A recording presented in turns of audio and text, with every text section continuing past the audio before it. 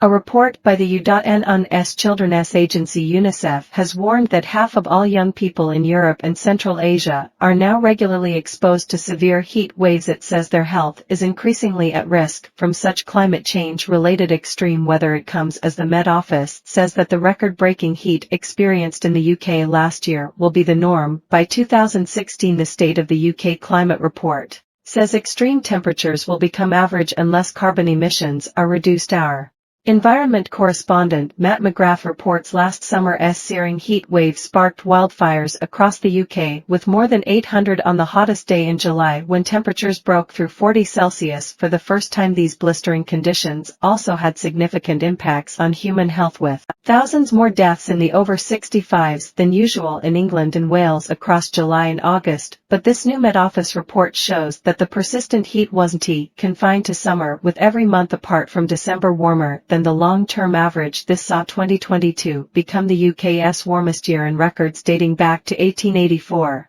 Driving all this, according to the researchers, are ongoing emissions of carbon dioxide from human activities. If these stay constant, an exceptional year like 2022 will become the norm for the UK. Year like 2022, the warmest year on record for the UK, and our current climate will be roughly an average by the middle of the century, just after mid-century, by 2060.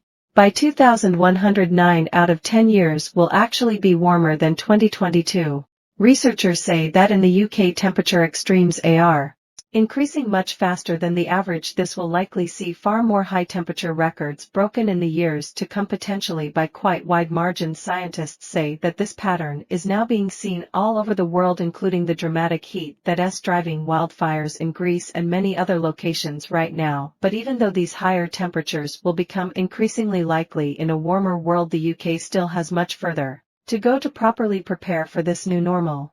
Government advisors say that the UK is still not treating adapting to climate change as a national priority. It's sadly very consistent with the warnings we've had for a long time about increasing extreme heat due to climate change driven by the burning of coal, oil and gas. It's affecting us right around the world. It's especially affecting the more vulnerable part of our population. You mentioned the impact on children specifically. The key words in this report really are this will be the new normal unless we act faster to drive down emissions. When it comes to extreme heat, there is still so much within our hands, and our decisions now and through these coming years are going to make a very big difference in how bad things get and in limiting future harms. When it talks about children, the Sun report warning that half of all young people in Europe and Central Asia are at risk.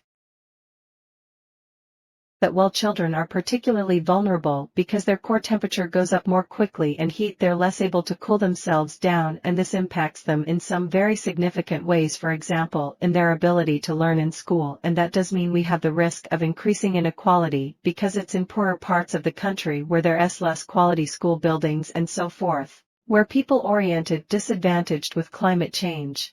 With extreme heat, you're just compounding those existing inequalities, and that just drives home again why nobody is immune to these impacts. It affects some more than others, and everything we do now to rein in emissions to build the resilience of our communities is creating a brighter, safer future for young people alive today and for all of us around the world, including Australia. We're all seeing increasing levels of extreme weather, whether it's rain, whether it's heat. It's different in different parts of the world. In the UK right now as well, it's not extreme. We see these reports on a regular basis from different institutions around the world warning that we need to cut carbon emissions before it's too late, and lots of people asking, is it too late already and what can we do to help?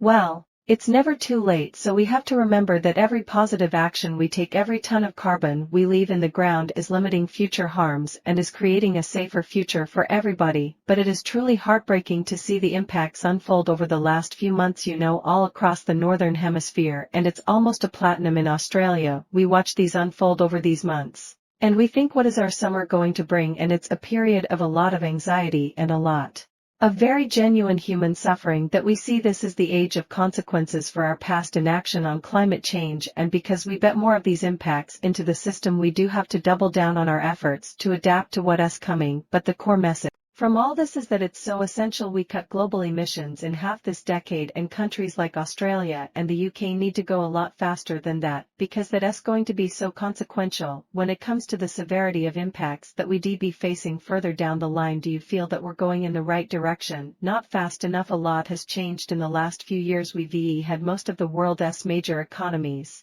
take more steps. We're seeing a race among some of the big countries now to really own the clean economy of the future, because that's where the smart money is, that's where the new opportunities are. But when you look at the science, when you look at the pace at which these impacts are unfolding, nothing we're doing is yet fast enough. So it's really going to take all of us to get our emissions plummeting over the coming decades. It's so important, it's so worth it, and the price from that is better security, better safety, better prosperity. There's everything for the taking, but we really have absolutely no more time to lose.